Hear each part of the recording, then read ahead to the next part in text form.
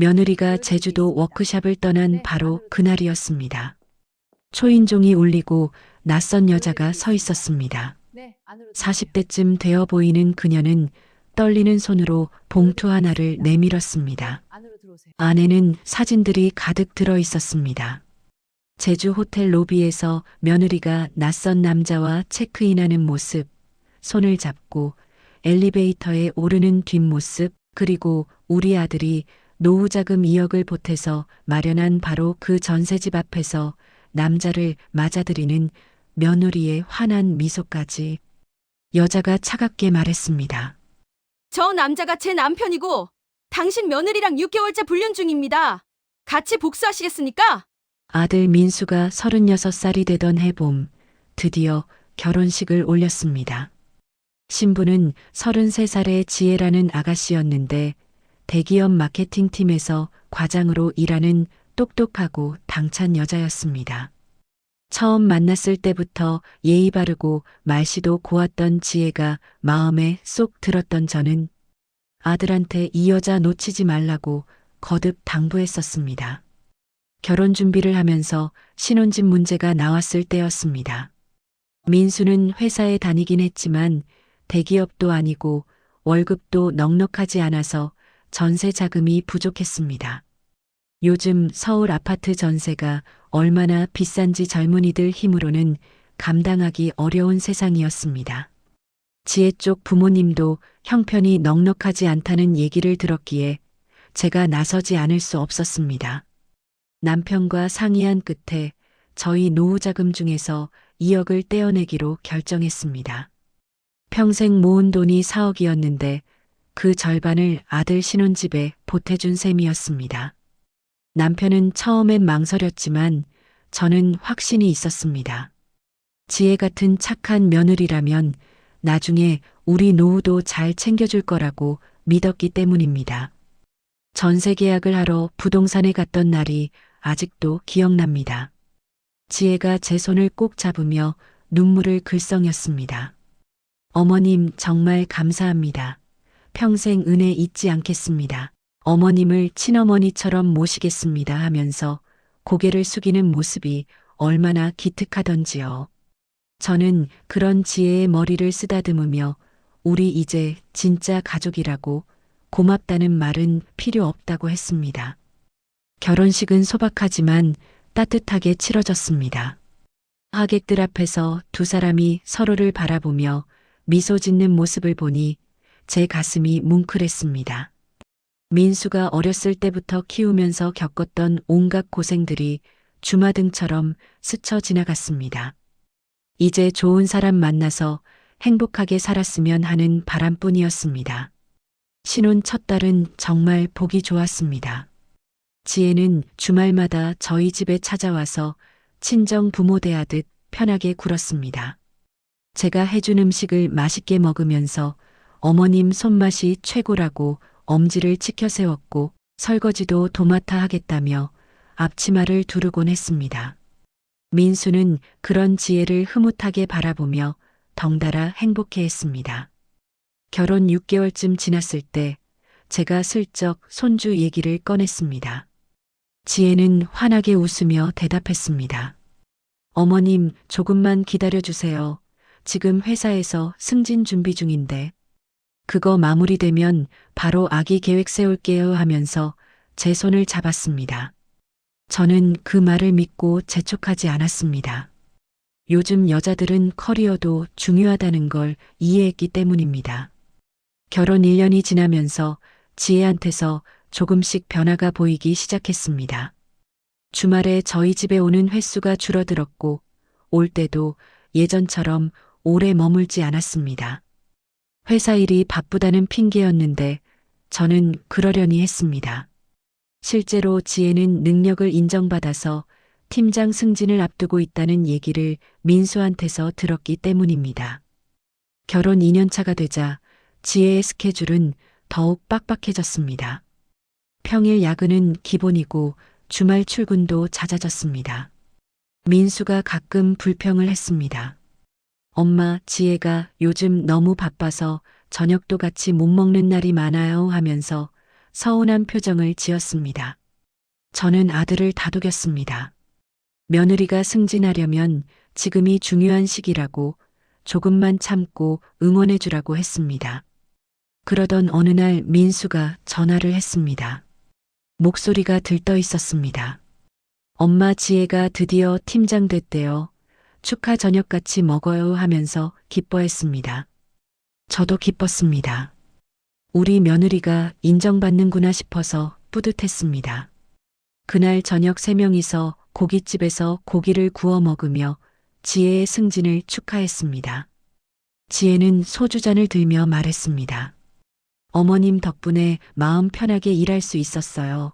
집 걱정 없이 일에만 집중할 수 있어서 승진할 수 있었습니다 하면서 제게 절을 했습니다.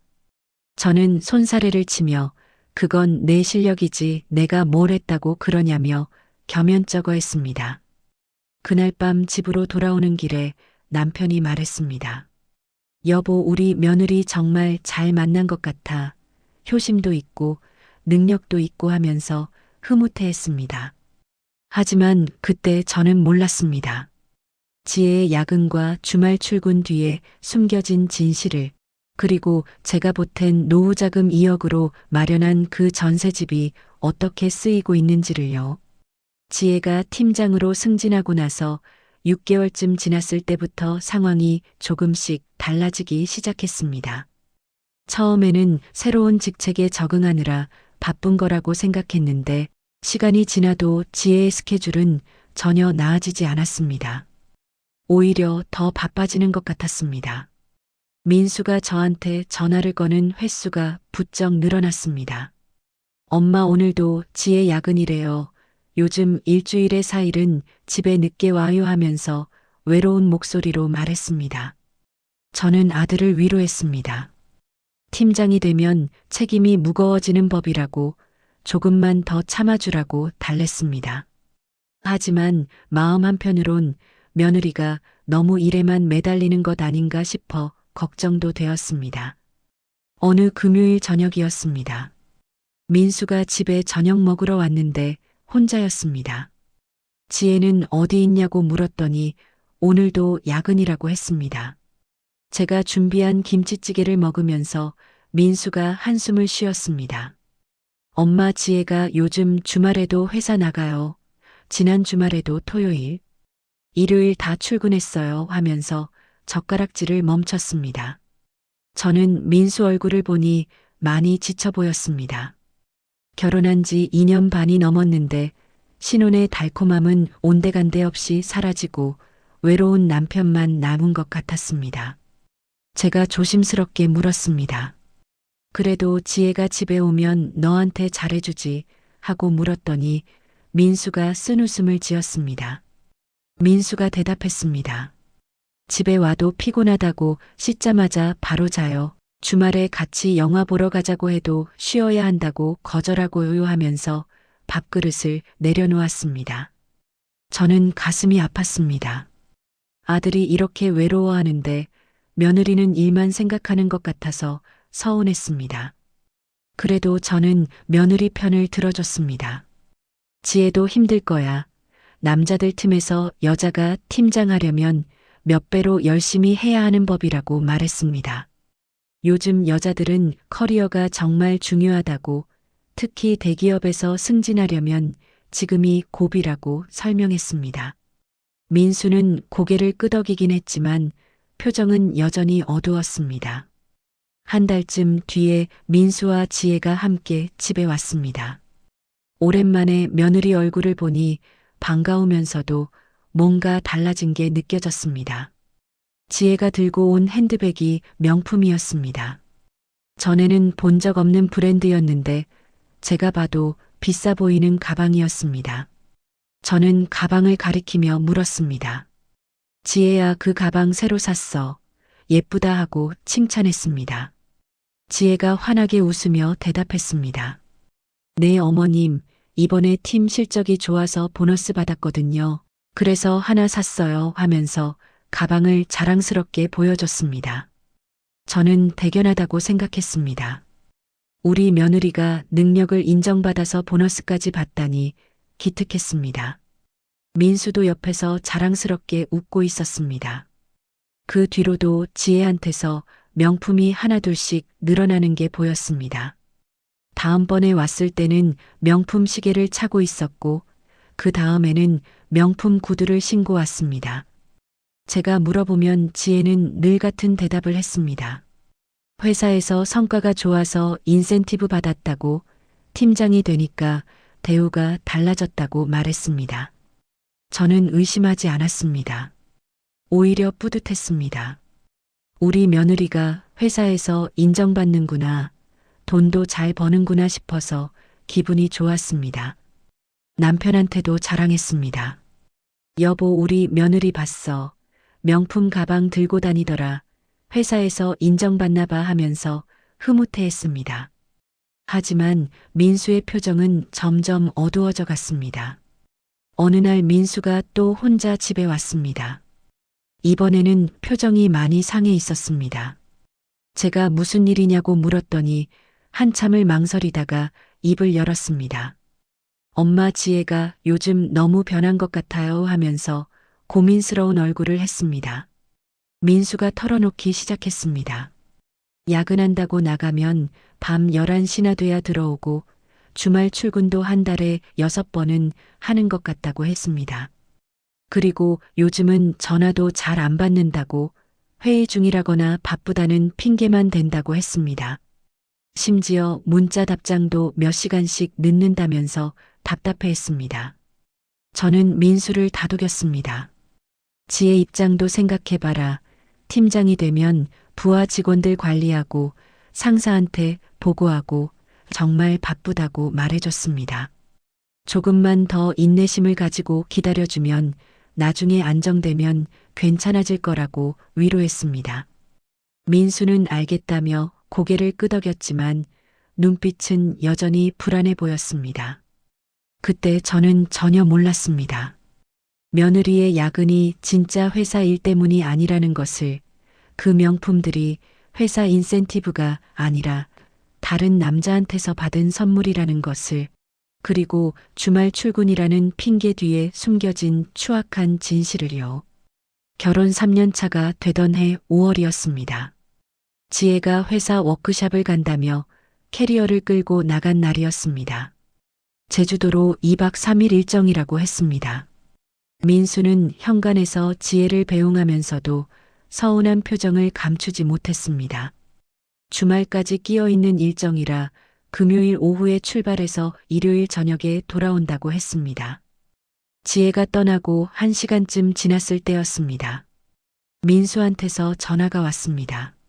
엄마, 오늘 저녁 같이 먹어요. 혼자 있기 싫어서요 하면서 쓸쓸한 목소리로 말했습니다. 저는 그러자고 했습니다. 아들이 외로워하는데 엄마가 밥이라도 같이 먹어줘야 한다고 생각했습니다. 오후 3시쯤이었을 겁니다. 집에서 저녁 준비를 하려고 냉장고를 열었는데 초인종이 울렸습니다. 택배가 왔나 싶어서 인터폰 화면을 봤는데 낯선 여자가 서 있었습니다. 40대 중반쯤 되어 보이는 여자였는데 단정한 옷차림에 진지한 표정을 하고 있었습니다. 문을 열자 여자가 조심스럽게 물었습니다. 혹시 강민수 씨 어머니 되시나요? 하고 물었습니다. 저는 그렇다고 대답하면서도 의아했습니다. 누구시냐고 물었더니 여자는 잠깐 시간을 내주실 수 있겠냐고 했습니다. 목소리가 떨리고 있었고 눈빛이 심상치 않았습니다. 거실로 안내해서 소파에 앉혔습니다. 여자는 가방에서 두툼한 봉투 하나를 꺼냈습니다. 손이 파르르 떨리고 있었습니다. 그 봉투를 테이블 위에 올려놓으면서 여자가 말했습니다. 이거 보시고 놀라시더라도 끝까지 들어주세요. 저도 피해자예요 하면서 눈물이 그렁그렁했습니다. 봉투를 여는 순간 심장이 쿵 내려앉는 기분이었습니다. 안에는 사진들이 가득 들어 있었습니다.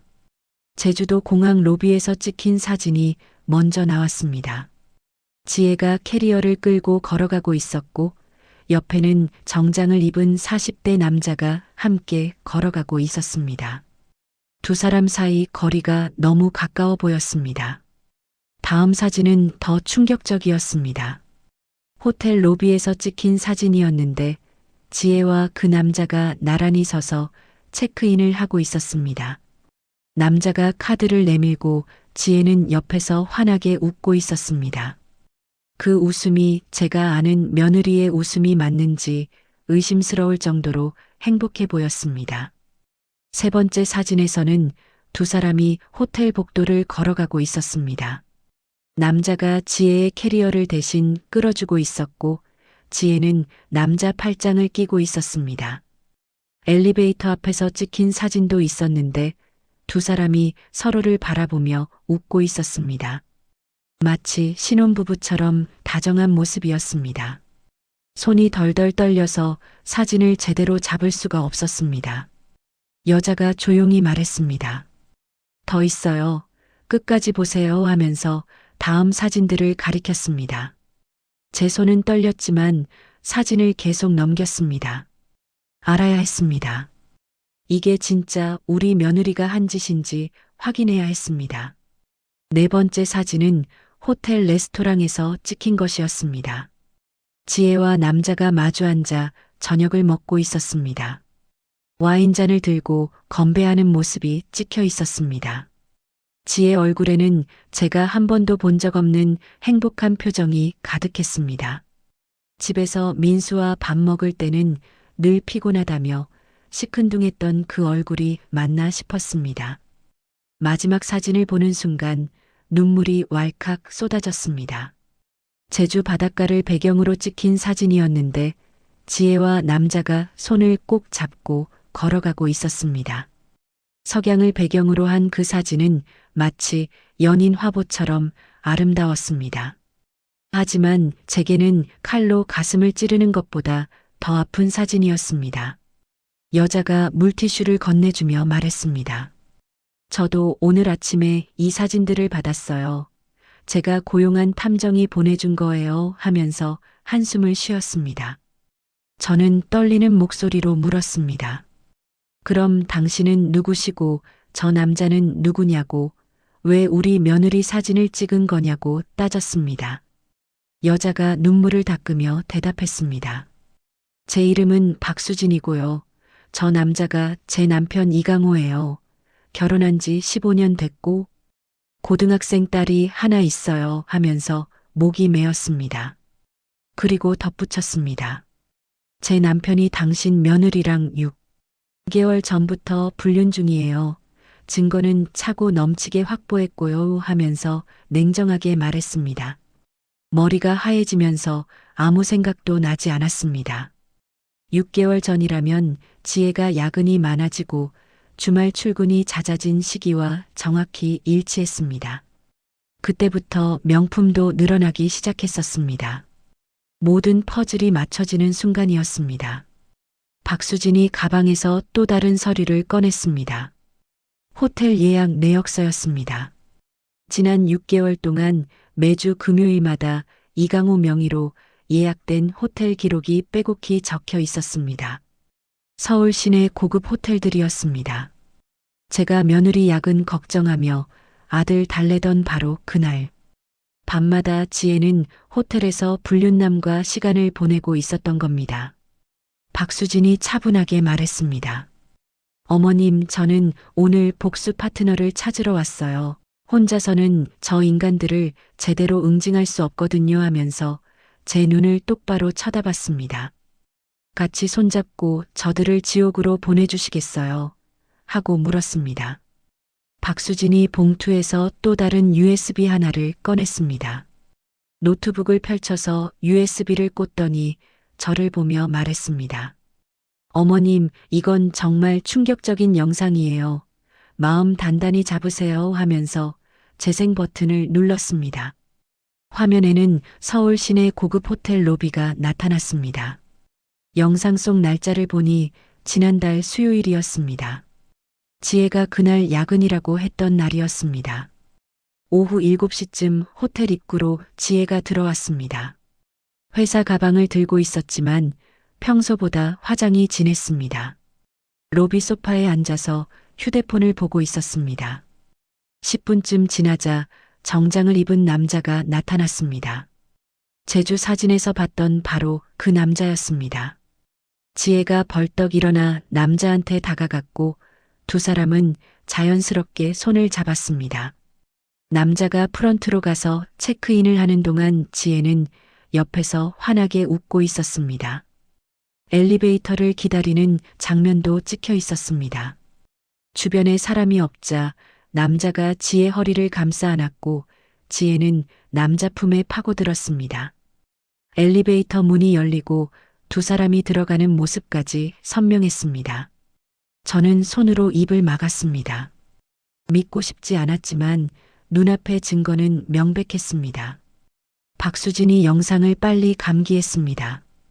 다음 날 아침 8시쯤 두 사람이 호텔에서 나왔습니다.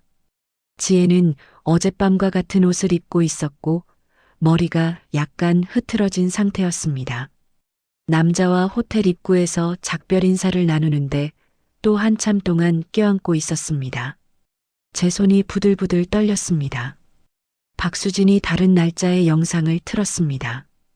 이번에는 지난주 금요일이었습니다. 역시나 같은 호텔이었습니다. 지혜가 먼저 도착해서 기다렸고 남자가 와인과 꽃다발을 들고 나타났습니다. 두 사람은 로비에서 키스까지 했습니다. 주변 사람들 눈치도 보지 않고 당당하게 애정 행각을 벌이고 있었습니다. 박수진이 말했습니다. 지난 6개월 동안 매주 수요일이랑 금요일마다 일했어요. 당신 며느리가 야근한다던 날들이죠 하면서 씁쓸하게 웃었습니다. 저는 아무 말도 할 수 없었습니다. 제가 며느리 야근 걱정하며 아들 달래던 바로 그날. 밤마다 지혜는 호텔에서 불륜남과 시간을 보내고 있었던 겁니다. 박수진이 노트북 화면을 바꿨습니다. 이번엔 낯익은 풍경이 나타났습니다. 민수와 지혜가 사는 전셋집 현관 앞이었습니다. 제 심장이 쿵 내려앉았습니다. 설마 하는 불길한 예감이 들었습니다. 박수진이 조용히 말했습니다. 이건 제가 탐정시켜서 몰래 설치한 소형 카메라예요. 어머님, 아드님 출장 갈 때만 찍혔습니다 하면서 재생했습니다. 영상 날짜는 지난달 15일이었습니다. 민수가 부산 출장을 간다고 했던 날이었던 게 기억났습니다. 이틀 일정이라고 했었습니다. 첫날 저녁 6시쯤 지혜가 집에 도착했습니다. 큰 쇼핑백 2개를 들고 있었습니다. 현관문을 열고 들어가는 모습이 찍혔습니다. 1시간쯤 지나자 그 남자가 나타났습니다. 캐주얼한 옷차림이었고 손에는 와인 한 병을 들고 있었습니다. 초인종을 누르자 지혜가 문을 열어줬습니다.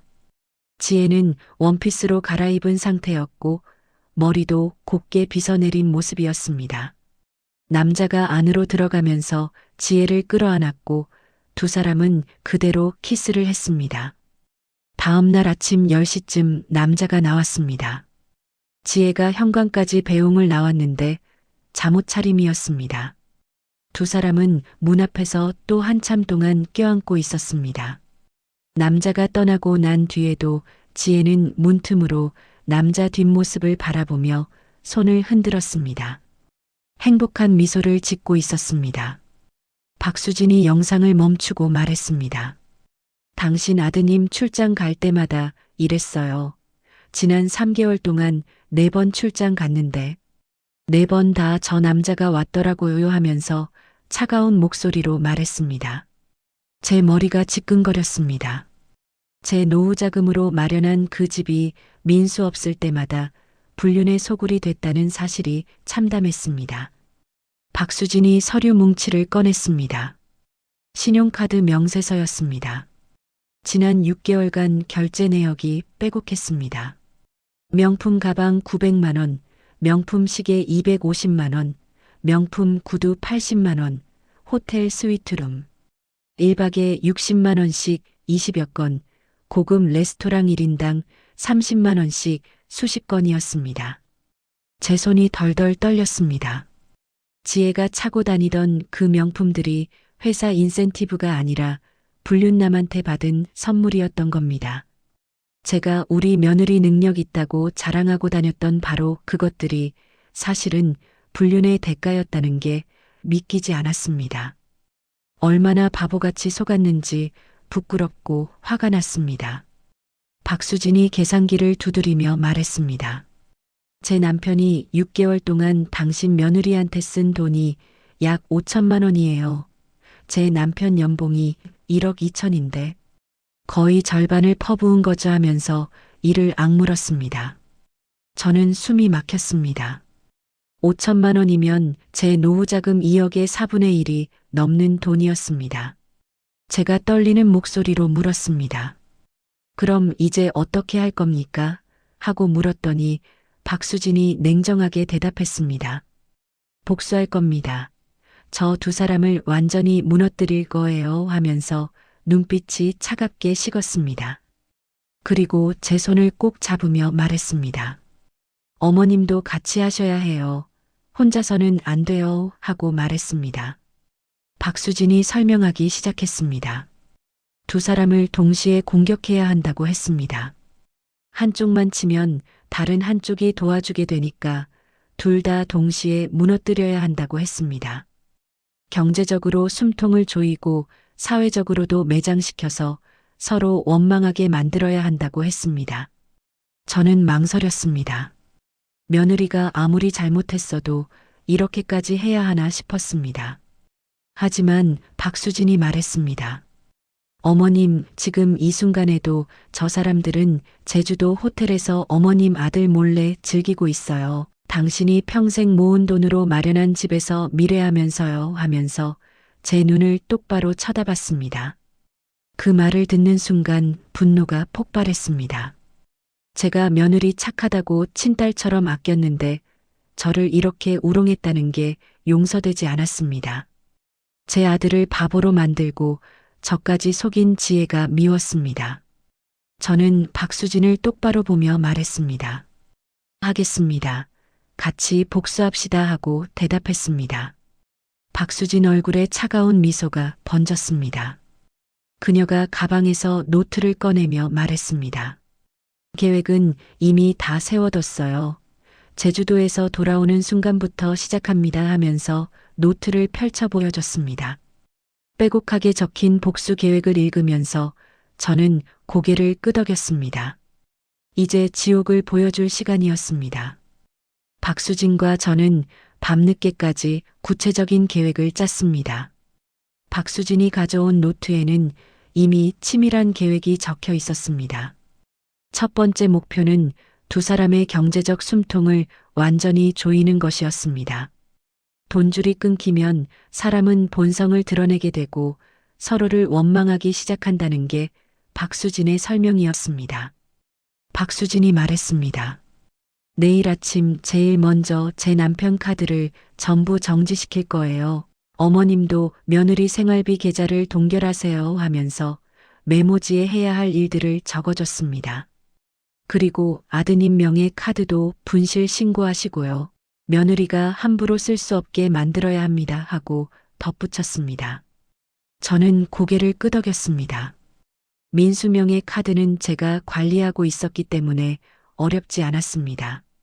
지혜한테 주던 생활비도 제 통장에서 매달 200만 원씩 자동이체되는 거였습니다. 박수진이 말했습니다. 내일 은행 가서 자동이체 전부 취소하시고 며느리 명의 카드도 부정사용 의심으로 정지 신청하세요 하며 구체적인 방법까지 알려줬습니다. 다음 날 아침 일찍 은행에 갔습니다. 창구 직원한테 상황을 설명하고 필요한 절차를 밟았습니다. 지혜한테 가던 생활비 자동이체를 취소했고 민수 명의 신용카드 3장을 모두 분실 신고했습니다. 직원이 물었습니다. 카드 재발급 신청하시겠어요? 하고 물었는데 저는 아니라고 했습니다. 당분간 필요 없다고 말했습니다. 박수진한테서 문자가 왔습니다. 저도 다 처리했어요. 남편 카드 5장 전부 정지시켰습니다 하면서 완료 표시 이모티콘을 보냈습니다. 그리고 덧붙였습니다. 이제 오늘 저녁부터 지옥이 시작될 겁니다. 제주도 호텔 레스토랑 예약이 오늘 저녁 7시로 되어 있거든요. 하면서 씁쓸하게 웃는 이모티콘을 보냈습니다. 저는 집으로 돌아와서 불안하게 기다렸습니다. 손에 땀이 났습니다. 정말 이렇게까지 해야 하나 싶어 마음이 흔들렸지만 호텔에서 껴안고 키스하던 지혜의 모습을 떠올리니 다시 분노가 치밀었습니다. 제 아들을 바보로 만들고 저까지 속인 대가를 치러야 한다고 스스로를 다독였습니다. 저녁 8시쯤 박수진한테서 전화가 왔습니다. 목소리가 들떠 있었습니다. 어머님 대박이에요. 제 남편한테서 연락 왔어요 하면서 웃음을 참지 못했습니다. 레스토랑에서 카드가 안 긁혀서 난리가 났대요. 지금 당신 며느리랑 싸우고 있을 거예요 하면서 상황을 설명했습니다. 박수진이 계속 말했습니다. 제 남편이 황당해서 전화했는데 저는 모른 척했어요. 카드 정지한 적 없다고 거짓말했죠 하면서 통쾌해했습니다. 그러자 남편이 당황해서 카드사에 전화하더니 부정사용 의심으로 정지됐다는 걸 알게 됐대요. 그리고 다른 카드들도 다 막혔다는 걸 확인했고요. 하며 웃음을 터뜨렸습니다. 10분쯤 지나자 민수한테서 전화가 왔습니다. 당황한 목소리였습니다. 엄마 이상한 일이 생겼어요. 제 카드가 다 분실 신고돼 있대요 하면서 어리둥절해했습니다. 저는 침착하게 대답했습니다. 아, 그거 내가 했어. 내 지갑 집에 놔두고 갔길래 혹시나 해서 분실 신고했지 하고 자연스럽게 거짓말했습니다. 민수가 말했습니다. 그런데 엄마 지혜 생활비도 안 들어왔대요. 지혜가 아까 전화했는데 이번 달 생활비가 안 입금됐다고 하더라고요 하면서 걱정스러운 목소리였습니다. 저는 어머 깜빡했네. 은행 갔다가 까먹었나 봐. 내일 처리할게 하고 대충 둘러댔습니다. 민수는 그러려니 하고 전화를 끊었습니다. 밤 10시쯤 박수진한테서 또 전화가 왔습니다. 이번엔 목소리가 더 신났습니다. 어머님 호텔비도 못 냈대요. 제 남편이 현금도 없고 카드도 다 막혀서 당신 며느리한테 돈 빌려달라고 했대요 하면서 웃었습니다. 그런데 며느리 카드도 막혀 있어서 둘이 난리가 났대요 하고 덧붙였습니다. 박수진이 계속 설명했습니다. 결국 제 남편이 회사 후배한테 전화해서 100만 원 송금 받았대요. 완전 쪽팔려 죽는 줄 알았대요 하면서 통쾌해했습니다. 그리고 호텔 프런트에서 개망신 당했다면서 목소리 높여 싸우더래요. 서로 상대방 탓하면서요. 하고 말했습니다. 다음 날 아침 지혜한테서 민수한테 전화가 왔다는 연락을 받았습니다. 민수가 저한테 전화했습니다. 엄마 이상해요. 지혜 카드도 어제 갑자기 막혔대요 하면서 의아해했습니다. 저는 요즘 카드 해킹이 많다던데 혹시 그런 거 아니냐고 얼버무렸습니다. 민수는 그런가 보다 하면서 넘어갔습니다. 박수진과 통화했습니다. 다음 단계를 의논했습니다. 박수진이 말했습니다. 이제 직장 쪽을 건드려야 해요. 제 남편 회사 인사팀에 익명 제보할 겁니다 하면서 계획을 설명했습니다. 사내 불륜 스캔들로 신고하면 인사위원회 회부는 확실하다고 했습니다. 저도 지혜 회사에 제보하기로 했습니다. 박수진이 증거 사진과 호텔 영상을 보내줬습니다. 제가 익명으로 지혜 회사 윤리경영팀 이메일로 모든 자료를 보냈습니다. 팀장이 부하 직원 남편과 불륜 중이라는 내용도 함께 적었습니다. 실제로는 그 남자가 다른 회사 사람이지만 더 자극적으로 만들기 위해 각색했습니다. 이틀 뒤 민수한테서 다급한 전화가 왔습니다. 엄마 큰일 났어요. 지혜가 회사에서 인사위원회 회부됐대요 하면서 목소리가 떨렸습니다. 무슨 일이냐고 물었더니 사내 불륜 의혹 때문이라고 했습니다. 저는 놀란 척하며 물었습니다. 그게 사실이냐고요. 민수는 아니라고 지혜가 억울해한다고 말했습니다. 박수진도 같은 날 남편 회사에 제보했다고 연락했습니다. 남편도 인사위원회에 불려갔고 당분간 업무 정지 상태라고 했습니다. 박수진이 말했습니다. 이제 둘 다 직장에서도 난리가 났으니 서로한테 더 화낼 거예요. 계획대로 되고 있습니다 하면서 만족스러워했습니다. 제주도에서 돌아온 지혜가 저희 집으로 민수를 데리고 왔습니다. 지혜 얼굴이 많이 상해 있었습니다. 카드 문제며 회사 문제까지 겹쳐서 스트레스를 많이 받은 것 같았습니다. 하지만 저는 동정심이 들지 않았습니다. 자업자득이라고 생각했습니다. 지혜가 말했습니다. 어머님, 제 카드가 갑자기 다 막혔어요. 혹시 어머님이 생활비 계좌 문제 있으신 거 아니에요? 하면서 조심스럽게 물었습니다. 저는 모른 척 했습니다. 은행에서 확인해 봤는데 아무 문제 없던데 내 카드사 문제 아니겠니 하고 시치미를 뗐습니다. 지혜는 이상하다는 표정이었지만 더 이상 묻지 않았습니다. 지혜가 제주도에서 돌아온 뒤 일주일쯤 지났을 때 본격적으로 상황이 터지기 시작했습니다. 민수한테서 다급한 전화가 왔습니다. 엄마, 지혜 회사에서 정직 3개월 처분 받았대요. 어떡하죠 하면서 목소리가 떨렸습니다. 저는 놀란 척하며 왜 그렇게 됐냐고 물었습니다. 민수가 설명했습니다. 누가 회사에 익명 제보를 했대요. 지혜가 불륜 중이라고요 하면서 황당해했습니다. 증거 사진까지 있었대요. 호텔 들어가는 사진이랑 남자랑 같이 있는 사진들이요 하면서 말을 이었습니다. 저는 가슴이 철렁했지만 침착하게 물었습니다. 그게 사실이냐고요? 민수가 대답했습니다. 지혜는 아니래요. 누가 조작한 거래요 하면서 아내를 믿는다고 했습니다. 하지만 목소리에 확신이 없었습니다. 저는 그렇구나 하고 대답했지만 마음속으로는 복잡했습니다. 아들이 진실을 알게 되는 순간이 두렵기도 했지만 이제는 피할 수 없다고 생각했습니다. 박수진한테서도 연락이 왔습니다. 제 남편도 정직 처분 받았어요. 6개월이래요 하면서 통쾌해했습니다. 그리고 더 재미있는 소식이 있다면서 말을 이었습니다. 남편이 어제 집에 와서 짐 싸갔어요. 쫓아냈거든요 하면서 웃었습니다. 호텔에서 묵고 있을 거예요. 카드도 없고 돈도 없는데 말이죠 하고 덧붙였습니다. 저도 결심했습니다. 이제 민수한테 진실을 말해야 할 때라고 생각했습니다.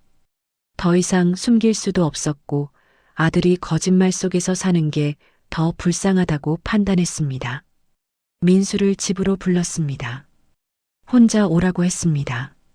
할 얘기가 있다고 말했습니다. 다음 날 오후 민수가 왔습니다. 표정이 많이 지쳐 보였습니다. 지혜 회사 문제며 카드 문제까지 겹쳐서 스트레스를 받고 있는 게 역력했습니다. 거실 소파에 앉히고 차를 한 잔 따라줬습니다. 민수가 물었습니다. 엄마 무슨 일이에요? 표정이 심각하신데 하면서 불안해했습니다. 저는 가방에서 박수진이 준 봉투를 꺼냈습니다. 민수 앞에 놓으면서 말했습니다. 이거 한번 봐라. 끝까지 다 보고 나서 엄마한테 물어봐 하면서 자리에서 일어났습니다. 민수가 뭐냐고 물었지만 저는 대답하지 않고 안방으로 들어갔습니다. 혼자 볼 시간을 줘야 한다고 생각했습니다. 30분쯤 지났을 때 거실에서 소리가 들렸습니다. 민수가 뭔가를 집어던지는 소리였습니다. 그리고 흐느끼는 소리도 들렸습니다. 저는 문을 열고 나갔습니다. 민수가 소파에 주저앉아 사진들을 움켜쥐고 울고 있었습니다. 바닥에는 깨진 찻잔이 흩어져 있었습니다. 민수가 저를 올려다봤습니다. 눈이 퉁퉁 부어 있었습니다. 엄마 이게 진짜예요. 지혜가 정말 이랬어요 하면서 떨리는 목소리로 물었습니다. 저는 고개를 끄덕였습니다. 미안하다고 엄마도 며칠 전에 알았다고 말했습니다. 그리고 박수진을 만난 경위부터 차근차근 설명했습니다. 민수가 바닥에 주저앉았습니다. 믿을 수 없다고, 지혜가 그럴 리 없다고 계속 중얼거렸습니다. 하지만 사진은 명백했습니다. 제주도 호텔, 서울 호텔, 그리고 자기 집 앞에서 다른 남자와 껴안고 키스하는 아내의 모습이 선명했습니다. 민수는 한참을 울다가 겨우 입을 열었습니다. 민수가 물었습니다. 얼마나 된 거예요? 하고 물었습니다. 저는 대답했습니다. 6개월 됐다고, 내가 출장 갈 때마다 집에 남자를 데리고 왔다고 말했습니다. 민수 얼굴이 하얗게 질렸습니다. 그럼 내가 부산 출장 갔을 때도, 대구 갔을 때도 하면서 되물었습니다. 저는 고개를 끄덕였습니다. 민수가 휴대폰을 꺼냈습니다. 지혜한테 전화를 걸었습니다. 신호음이 몇 번 울리더니 지혜가 받았습니다. 민수가 차가운 목소리로 말했습니다. 지금 당장 엄마 집으로 와, 할 얘기 있어 하고 끊어버렸습니다. 지혜가 뭐라고 묻는 소리가 들렸지만 민수는 전화를 끊었습니다. 1시간쯤 지나 지혜가 집으로 왔습니다. 현관문을 열고 들어서는데 표정이 불안해 보였습니다. 거실로 들어오자마자 바닥에 흩어진 사진들을 봤습니다. 지혜 얼굴에서 핏기가 싹 가셨습니다. 입술이 파르르 떨리기 시작했습니다. 민수가 사진 한 장을 집어들고 지혜한테 던졌습니다. 이게 뭐야, 설명해봐 하면서 소리쳤습니다. 지혜는 말을 더듬었습니다. 이건 오해야. 회사 선배일 뿐이야 하면서 변명했습니다. 하지만 민수는 다른 사진들을 계속 던졌습니다. 호텔 체크인 사진, 키스하는 사진, 손잡고 걷는 사진들이 지혜 앞에 쏟아졌습니다. 지혜가 무릎을 꿇었습니다. 미안해, 정말 미안해 하면서 울기 시작했습니다. 민수가 소리쳤습니다. 미안하면 다야. 6개월 동안 나를 바보로 만들고 미안하다고 하면 끝이야 하면서 분노를 터뜨렸습니다. 저는 안방으로 들어가서 문을 닫았습니다. 두 사람이 직접 해결해야 할 문제였습니다. 1시간쯤 지나 현관문이 쾅 닫히는 소리가 들렸습니다. 거실로 나가보니 지혜는 가고 민수만 남아 있었습니다. 민수가 말했습니다. 엄마, 저 이혼할 거예요. 더 이상 못 살겠어요 하면서 눈물을 흘렸습니다. 저는 아들을 안아줬습니다. 그리고 말했습니다. 엄마가 도와줄게, 변호사 알아볼게 하면서 등을 쓰다듬어 줬습니다. 민수가 이혼을 결심하고 나서 이틀 뒤 박수진이 소개해준 변호사를 만났습니다. 강남에 있는 유명한 가족법 전문 변호사였습니다. 사무실로 들어가니 50대 중반쯤 되어 보이는 여자 변호사가 저희를 맞이했습니다. 박수진도 함께 자리했습니다. 네 사람이 회의실에 둘러앉았습니다.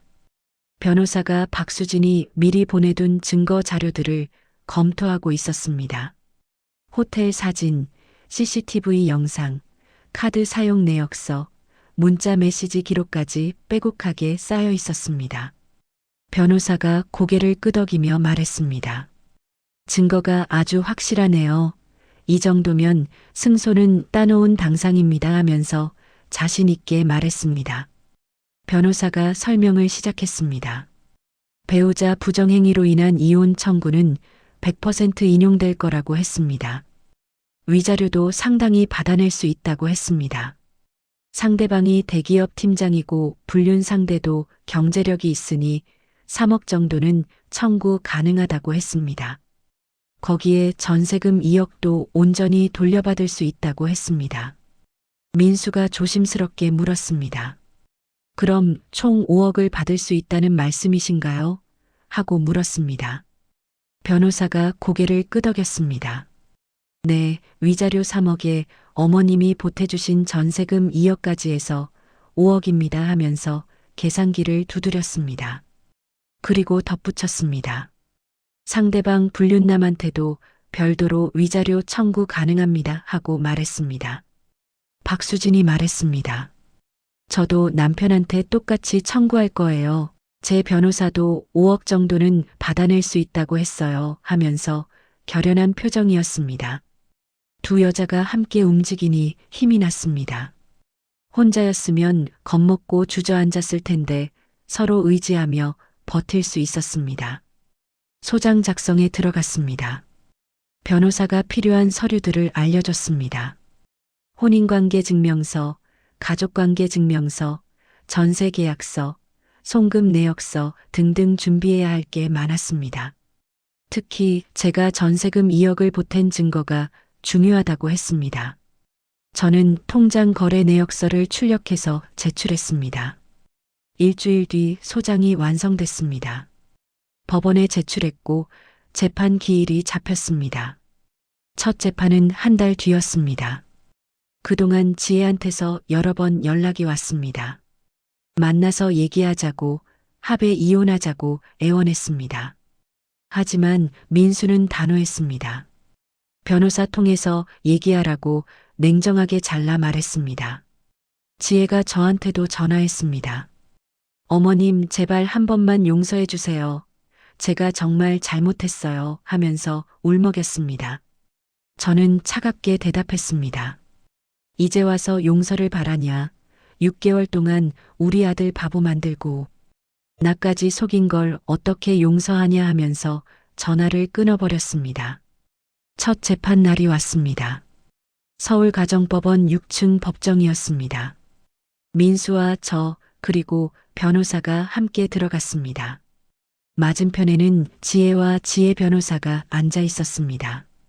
지혜는 고개를 들지 못하고 고개만 숙이고 있었습니다. 얼굴이 많이 상해 보였습니다.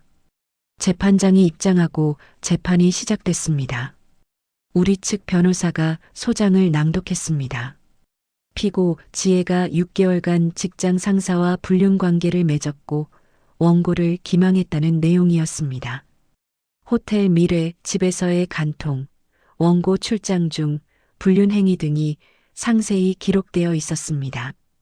증거 제출 순서가 왔습니다. 변호사가 준비한 자료들을 하나씩 제출했습니다. 제주도 호텔 사진부터 시작해서 서울 호텔 체크인 기록, 전세집 CCTV 영상, 불륜남 카드 사용 내역까지 빠짐없이 제출했습니다. 재판장이 자료들을 검토하는 동안 법정안은 조용했습니다. 지혜 측 변호사가 반박했습니다. 일시적인 실수였고 깊이 반성하고 있다고 했습니다. 혼인관계를 회복할 의사가 있다고 했습니다. 하지만 우리 측 변호사가 재반박했습니다. 6개월은 일시적 실수가 아니라고 계획적이고 지속적인 배신 행위라고 주장했습니다.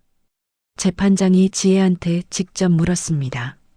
피고는 원고와 혼인관계를 유지할 의사가 있습니까? 하고 물었습니다.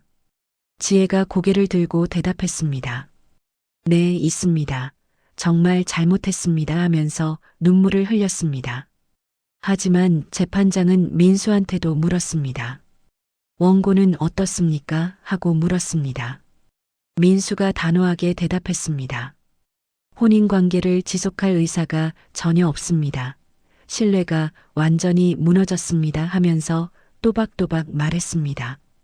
재판장이 고개를 끄덕였습니다. 다음 기일은 한 달 뒤로 잡혔습니다. 증인 신문을 하기로 했습니다. 두 번째 재판에서는 제가 증인으로 출석했습니다.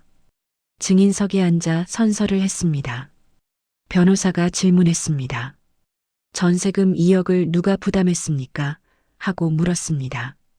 저는 대답했습니다. 제가 노후자금에서 2억을 보탰습니다. 며느리를 믿었기 때문입니다 하면서 또박또박 말했습니다.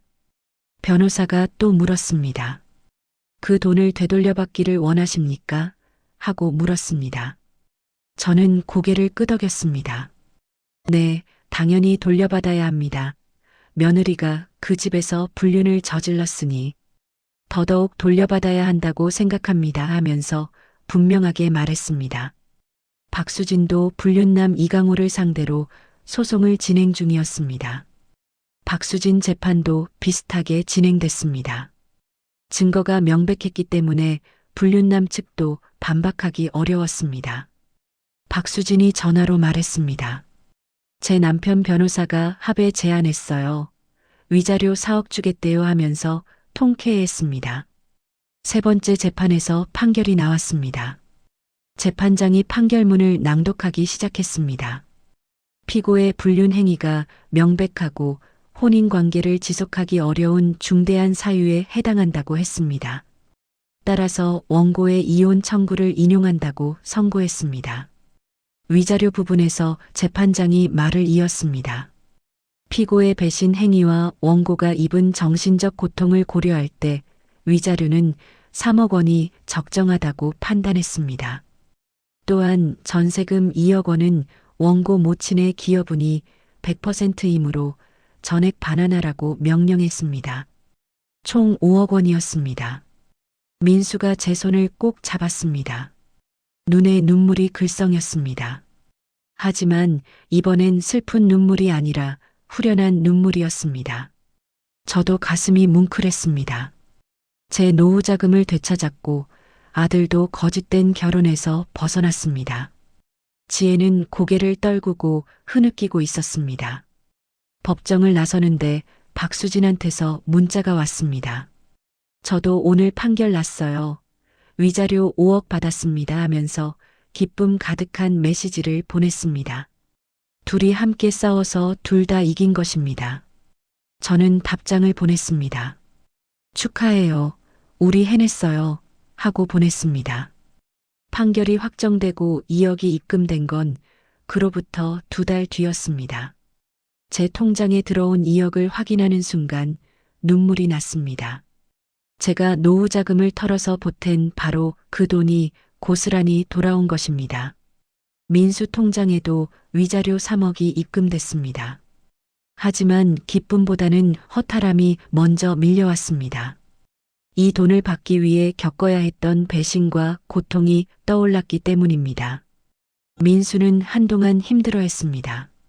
3년 동안 사랑했다고 믿었던 사람한테 철저하게 속았다는 사실이 그를 무너뜨렸습니다. 6개월 동안 정신과 치료를 받았고 항우울제도 복용했습니다. 저는 아들 곁을 지키며 천천히 회복할 수 있도록 도왔습니다. 민수가 받은 위자료 3억은 아들 명의 통장에 그대로 두었습니다. 새로 시작할 때 미천으로 쓰라고 했습니다. 2년이 지난 지금 민수는 많이 회복했습니다. 새로운 직장으로 이직했고 업무에 집중하며 상처를 치유했습니다. 위자료로 받은 3억 중 일부로 작은 오피스텔을 계약했고 독립적인 생활을 시작했습니다. 얼마 전에는 소개팅도 나가기 시작했습니다. 아직 새로운 사람을 만날 준비가 완전히 된 건 아니지만 조금씩 마음을 열어가고 있었습니다. 박수진과는 지금도 자주 만납니다. 한 달에 2~3번씩 만나서 차를 마시거나 전시회에 갑니다. 같은 상처를 겪었기에 서로를 이해하는 친구가 됐습니다. 박수진도 이강우와 이혼하고 받은 5억으로 작은 카페를 차렸습니다. 고등학생 딸도 엄마를 응원하며 잘 적응하고 있다며 행복해했습니다. 지혜가 어떻게 지내는지는 박수진을 통해 간간히 들었습니다. 회사는 결국 퇴사했고 민수한테 갚아야 할 3억 때문에 여러 아르바이트를 전전하고 있다고 했습니다. 명품으로 치장했던 화려한 모습은 온데간데 없이 사라졌다고 했습니다. 저는 동정심이 들지 않았습니다. 자업자득이라고 생각했습니다. 불륜남 이강우도 비슷했습니다. 회사에서 좌천됐고 박수진한테 5억을 갚느라 빚더미에 앉았다고 했습니다. 호텔과 명품으로 치장했던 불륜의 대가를 톡톡히 치르고 있는 셈이었습니다. 박수진은 그 소식을 들을 때마다 씁쓸하게 웃었습니다. 복수는 달콤하지만 동시에 쓰디쓰다고 말했습니다. 저는 되찾은 2억을 그대로 노후 자금으로 다시 저축했습니다. 남편과 상의해서 안전한 예금에 넣어뒀습니다. 더 이상 아무한테도 함부로 돈을 빌려주지 않기로 했습니다. 아무리 며느리라고 해도 노후 자금만큼은 지켜야 한다는 교훈을 얻었습니다. 요즘은 박수진 카페에 자주 놀러 갑니다. 박수진이 직접 내려주는 커피를 마시며 그동안 있었던 일들을 회상합니다. 만약 박수진을 만나지 못했다면 저 혼자서는 이겨내지 못했을 거라고 생각합니다. 함께 싸워줄 사람이 있다는 게 얼마나 큰 힘이 되는지 깨달았습니다. 지난주에 민수가 새로운 여자친구를 데리고 왔습니다. 30대 초반으로 보이는 차분하고 단정한 여자였습니다. 회사 후배라고 소개했는데 눈빛이 예사롭지 않았습니다. 이번에는 제가 먼저 나서지 않았습니다. 아들이 스스로 판단하고 결정하도록 지켜봐줄 생각입니다. 가끔 그때 일을 떠올리면 가슴이 답답해집니다. 며느리를 친딸처럼 아꼈는데 배신당한 기억이 아직도 아픕니다.